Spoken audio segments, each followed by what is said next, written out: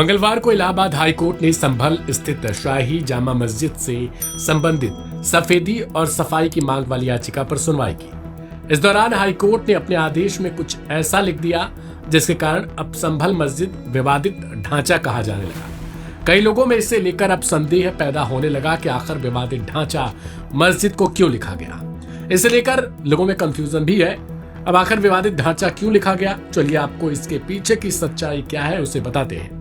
दरअसल हिंदू पक्ष के वकील की मांग पर हाईकोर्ट ने इसे अपने आदेश में विवादित ढांचा लिखा है। सुनवाई के दौरान हिंदू पक्ष के वकील हरिशंकर जैन ने कोर्ट से मस्जिद को विवादित संरचना के रूप में कोट करने का आग्रह किया, जिसके बाद हाईकोर्ट ने इसे विवादित ढांचा शब्द लिखने को कहा।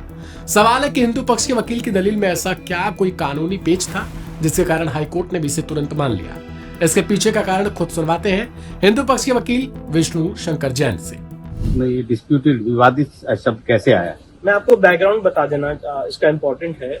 19 नवंबर 2024 का जो सिविल जज सीनियर डिवीजन चंदौसी साहब का ऑर्डर है जिससे एडवोकेट कमिश्नर की नियुक्ति की गई थी, इस आदेश को वहां की मॉस कमेटी ने ऑनरेबल इलाहाबाद हाईकोर्ट में सिविल डिवीजन के द्वारा चैलेंज किया। इस चैलेंज के दौरान मॉस कमेटी ने करेक्शन एप्लीकेशन फाइल की जिसमें उन्होंने कहा कि ये जामा मस्जिद है, किसी का कहना है कि ये जुम्मा मस्जिद है, किसी का कहना है कि ये जामी मस्जिद है। तो ये बात आज ऑनरेबल इलाहाबाद हाईकोर्ट के सामने आई थी। उस दौरान हमारे जो सीनियर हरिशंकर जैन साहब उन्होंने पॉइंट आउट किया कि जब तक ये सिविल डिवीजन फाइनली डिसाइड नहीं हो जाता है तब तक ऑनरेबल इलाहाबाद हाईकोर्ट इसे मॉस के रूप में ना प्रयोग करे, उसको डिस्प्यूटेड स्ट्रक्चर के रूप में कहा जाए। और मैं आपको बताना चाहता हूं कि राम मंदिर बाबरी मस्जिद के केस में भी जब वो 70 साल केस चला तो उसको डिस्प्यूटेड स्ट्रक्चर के रूप में ही टर्म किया जाता था। एक प्रैक्टिस है और एक जुडिशियल नॉर्म है कि जब कोई सिविल डिस्प्यूट कोर्ट में पेंडिंग है और एक पक्ष ये कह रहा है कि मस्जिद और दूसरा पक्ष ये कह रहा है कि यहाँ पे सारे कैरेक्टरिस्टिक्स हैं हिंदू मंदिर के, तो जब तक वो केस फाइनली डिसाइड ना हो जाए उसे डिस्प्यूटेड स्ट्रक्चर के रूप में ही प्रयोग किया जाता है। और इसका ये मतलब नहीं कि कोर्ट ने इसको मस्जिद मान लिया या कोर्ट ने इसको मंदिर मान लिया। जब तक कोर्ट इसको फाइनली डिसाइड नहीं कर देता है तब तक इस एरिया को विवादित स्ट्रक्चर, डिस्प्यूटेड स्ट्रक्चर के रूप में ही कहा जाता है। जी हाँ, राम मंदिर के केस में भी सुप्रीम कोर्ट में जब तक केस चलता रहा, इसके अलावा दूसरे कोर्ट्स में भी जब ये केस चला तो उसे विवादित ढांचा के नाम से ही कोर्ट किया जाता रहा।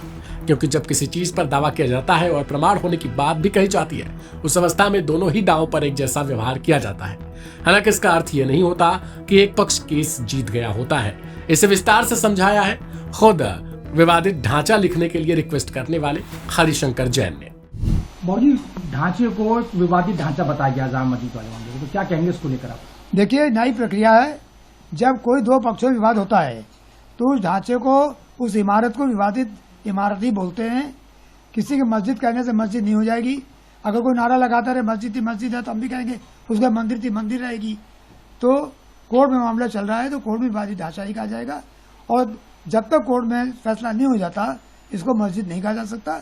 इसीलिए कोर्ट ने न्याय की चुनाव संतुलन रखने के लिए इसको विवादित ढांचा कहा है। मुस्लिम पक्ष अब क्या करेगा, क्योंकि मुस्लिम पक्ष भी इस चीज से हार गया? देखिए, अभी हार जीत हम इसको नहीं देखते हैं। अभी केस चल रहा है, अब इसको हार जीत के रूप में मत देखिए। परंतु इतना तय है कि जो एक तरफा चल रहा था जिसको मस्जिद कही जा रही थी, अब वो प्योर खाली मस्जिद नहीं कर सकते हैं। आज की तारीख में वो डिस्प्यूटेड स्ट्रक्चर है, ये अलग मस्जिद जो भी कही आप।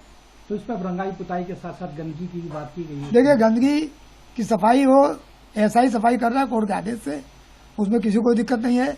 सफाई वो अच्छी चीज है, परंतु पेंटिंग नहीं हो सकती है।